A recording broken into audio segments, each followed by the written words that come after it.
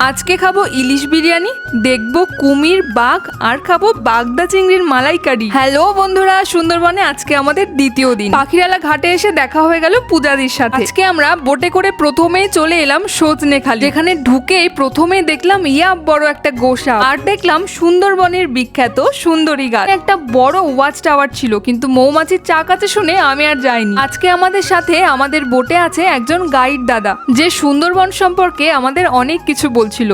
শুনতে শুনতেই হাতে চলে এলো নরম নরম নান আর চানা মশলা, তারপর চলে এলো গরম গরম চা। আগের ভিডিওতে অনেকে কমেন্টে জানতে চেয়েছো এখানে প্যাকেজ সিস্টেম কিরকম। আমরা গেছিলাম 2 রাত 3 দিনের জন্য।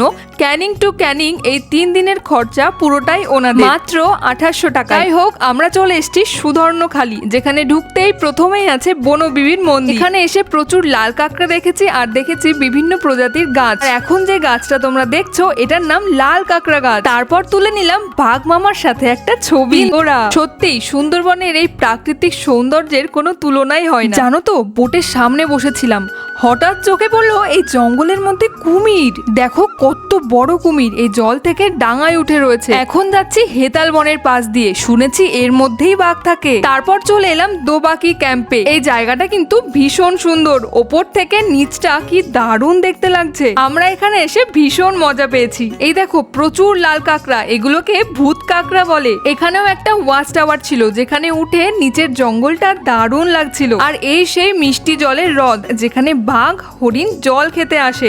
আমরা তো হরিণ দেখেছি, কিন্তু বাঘ দেখতে পাইনি। ওখান থেকে সামনের দিকে যেতে চোখে পড়লো কচ্ছপ পয়েন্ট বলে। ঢেউ দেখেছো পুরো সমুদ্রের মতো। এরই মধ্যে চলে এলো আমাদের আজকের লাঞ্চ। ছিল বাগদা চিংড়ির মালাইকারি, ইলিশ মাছ, ইলিশ মাছের মাথা দিয়ে কচু শাক, ডাল, আলু ভাজা, লেবু, লঙ্কা। উফ, আজকের লাঞ্চটা জমে গেছে।